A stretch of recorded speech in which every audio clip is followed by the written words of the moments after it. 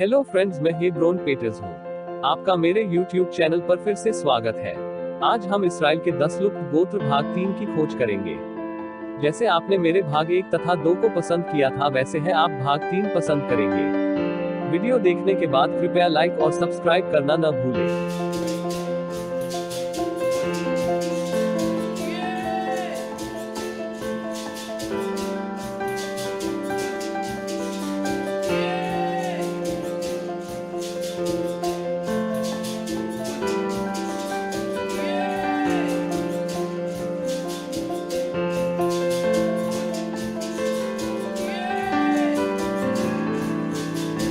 हमने अपने पिछले भाग 1 और भाग 2 वीडियो में चर्चा की कि इसराइल की 12 जनजातियां थीं, जिनमें से 10 जनजातियां गायब हैं। हमने जापान की परंपराओं के बारे में चर्चा की, जो प्राचीन यहूदियों की परंपराओं से मिलती जुलती है।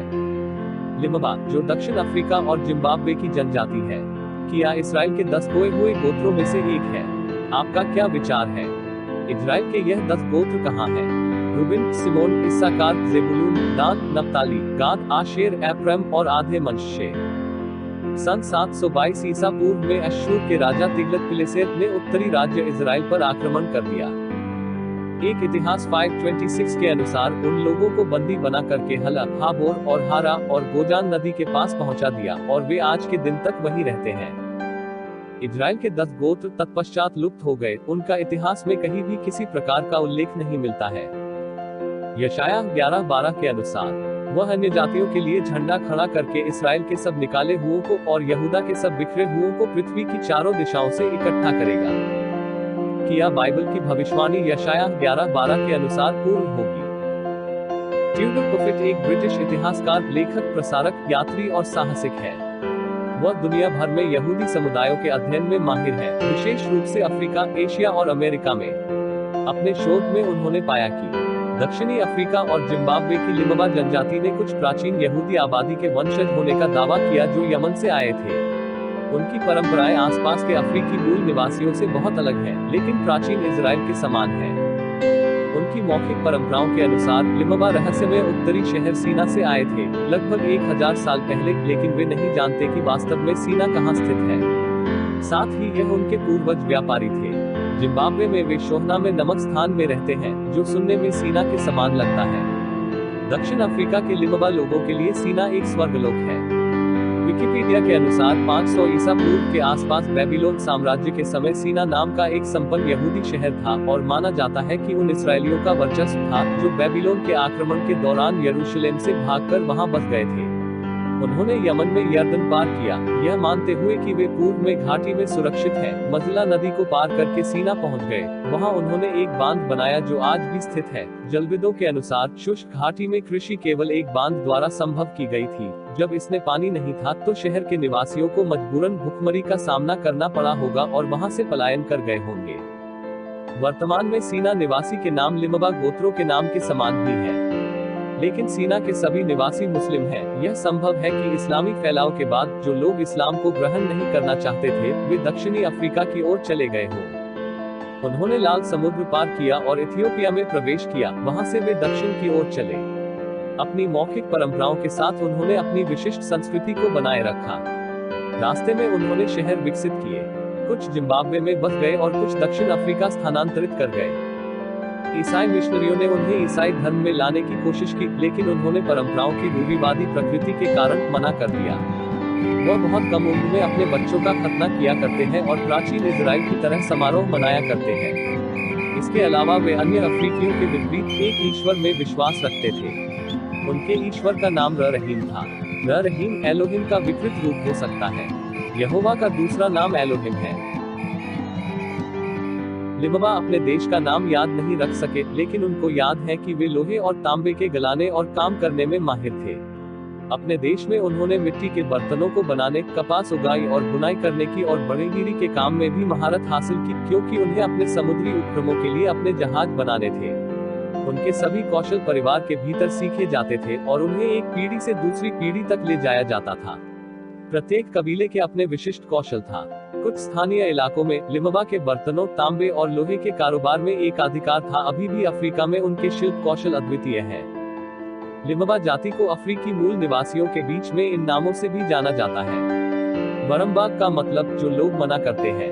बसेना का मतलब सीना से आने वाले लोग। बसोनी का मतलब लिम्बा महिलाओं द्वारा इस्तेमाल का मतलब किया जाने वाला अभिवादन। वामवे का मतलब विदेशी अतिथि, अरब या प्रकाश के लोग। वालुंगू का मतलब यूरोपियंस, नॉन नेग्रो या अजनबी। मुशफीक का मतलब व्यापारी।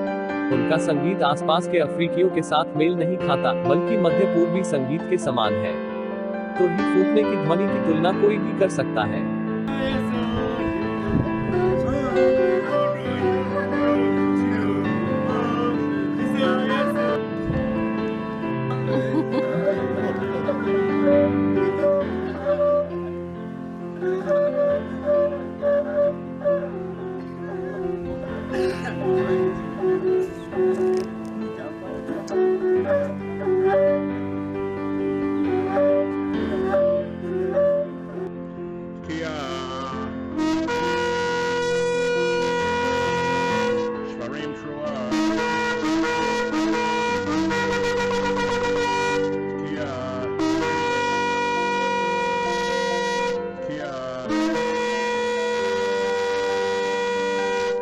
मौखिक परंपरा के अनुसार सबसे पुराने पूर्वज बूबा इजराइल से लोगों को यमन लाए।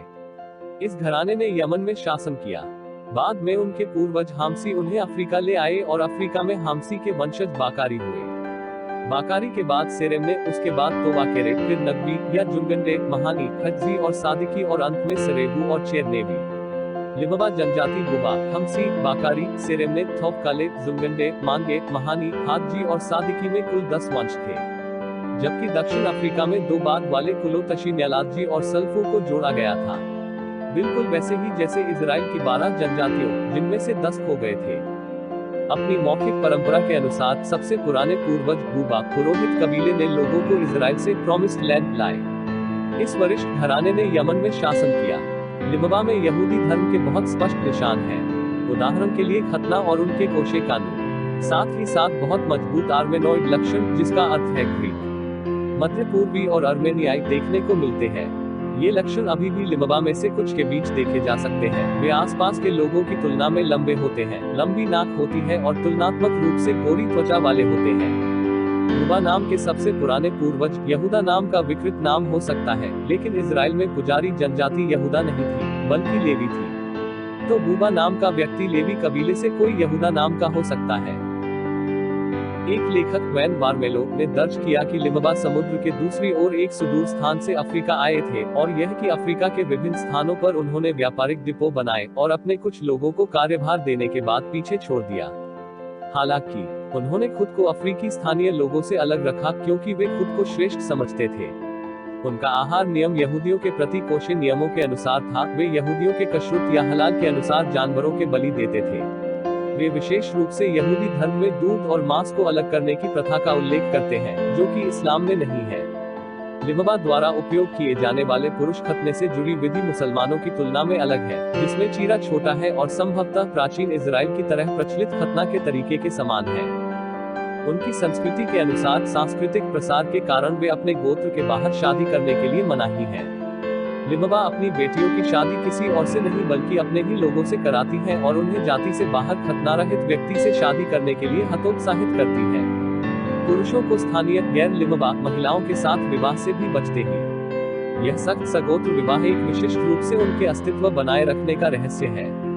एक महिला को लिम्बा कबीले में स्वीकार किए जाने के लिए उसे एक बहुत सख्त शुद्धिकरण अनुष्ठान के अधीन गुजारना पड़ता है, जहां उसे लिम्बा कानूनों और रीति रिवाजों को सिखाया जाता है। एक लिम्बा पुरुष के एक से अधिक पत्नी हो सकती है और पत्नियों की पद बच्चों के उत्तराधिकार को निर्धारित करती है। उत्तराधिकार पिता की वंश रेखा का अनुसरण करता है। पहली पत्नी जिसके साथ एक आदमी ने शादी की आमतौर पर सबसे महत्वपूर्ण पत्नी है। दूसरी पत्नियां शादी के क्रम में कम के रूप में रैंक करती हैं। पहली पत्नी हमेशा अपने पति से सलाह लेती है। उनके बीच अभी भी मौजूद है एक प्राचीन इजराइल कानून, लेविरेट शादी। जब एक भाई 2 पत्नियों लेता है तो उनके मृतक बड़े भाई की पत्नियों और वंश को बढ़ाते हैं, जैसे कि वे मृतक के बच्चे हो। लेम्बा लोगों के अनुसार इन विवाहों का उद्देश्य मुख्य रूप से परिवार की रक्षा करना है। विधवा से विवाह करने वाले भाई या करीबी परिवार के सदस्यों को उसकी और उसके बच्चों की देखभाल करना पड़ता है। इस विवाह से होने वाले बच्चों को मृतक बच्चों के रूप में माना जाता है। यह बच्चे मृतक के विरासत के मालिक होते हैं। लिम्बा अनजाने में लेविरेट विवाह करते थे, जैसे कि पुराने इसराइली। एक लिम्बा कहावत है, एक बार हमारे पास एक ड्रम था क्योंकि हम एक पवित्र लोग थे। नगोमा लुंगुंडू और उसके ड्रम की थाप की इस कहानी के पीछे की कहानी भगवान के विशिष्ट अनुभव की भावना थी। कुछ का मानना है मूल भूल नगोमा लुंगुंडू, जिसने उन्हें सीना से यात्रा में मदद की थी, अब भी अफ्रीका की गुफाओं में से एक में हो सकता है। यह कहानी वाचा के संदूक से मिलती जुलती है, जहां नगोमा लुंगुंडू को केवल बूबा के पुरोहित कबीले द्वारा ले जाने की अनुमति थी। इसी तरह लेवियों को ही वाचा के संदूक ले जाने की अनुमति थी। घोर का आकार भी बाइबल में उल्लिखित संदूक के समान था। 2000 में अध्ययन में पाया गया कि पर्याप्त संख्या में लिम्बा पुरुष वाई क्रोमोसोम का एक विशेष रूप से हप्लोटाइप पाए जाते हैं, जिसे कोहेन मॉडल हप्लोटाइप CMH के रूप में जाना जाता है। यहूदियों के बीच पाया गया वाई DNA हप्लोटाइप J है, जो लिम्बा पुरुष वाई क्रोमोसोम में भी मिलता है तथा मध्य पूर्व और अरबों में भी। आनुवंशिक अध्ययन में लिम्बा जीन पूल में कोई सेमेटिक महिला योगदान नहीं मिलता है। यहूदियों में CMH माकर कोहानिम या वंशानुगत पुजारियों में सबसे अधिक प्रचलित है। जैसा कि लिम्बा मौखिक परंपरा में बताया गया है, बूबा कबीले के पूर्वज लिम्बा को इजराइल से बाहर लाने में नेतृत्व की भूमिका थी और अंततः दक्षिणी अफ्रीका में। आनुवांशिक अध्ययन में पाया गया कि बूबा कबीले के 50% पुरुषों में कोहेन माकर था, जो सामान्य यहूदी आबादी में पाए जाने वाले अनुपात से अधिक था। किया लिम्बा जाति इजराइल घराने के लेवी वंशज है। यह हमारी 10 इजराइल की लुप्त गोत्रों के बारे में पता लगाने के लिए एक पहल थी। हम अपनी खोज आपके साथ दुनिया के अलग अलग जगहों में जारी रखेंगे। हमारा अगला पड़ाव अफगानिस्तान और पाकिस्तान होगा। अंततः अपने प्यारे भारत में भी कदम रखेंगे। इस प्रयास में कुछ गलती हो गई हो तो आपसे क्षमा प्रार्थी हूँ। उम्मीद है आपको यह वीडियो पसंद आया होगा। कृपया लाइक और शेयर करें और कमेंट में जरूर लिखिए कि आप क्या सोचते हैं कि कहाँ है 10 जातियाँ। हमारा सफर जारी है। मिलते हैं अफगानिस्तान और पाकिस्तान में।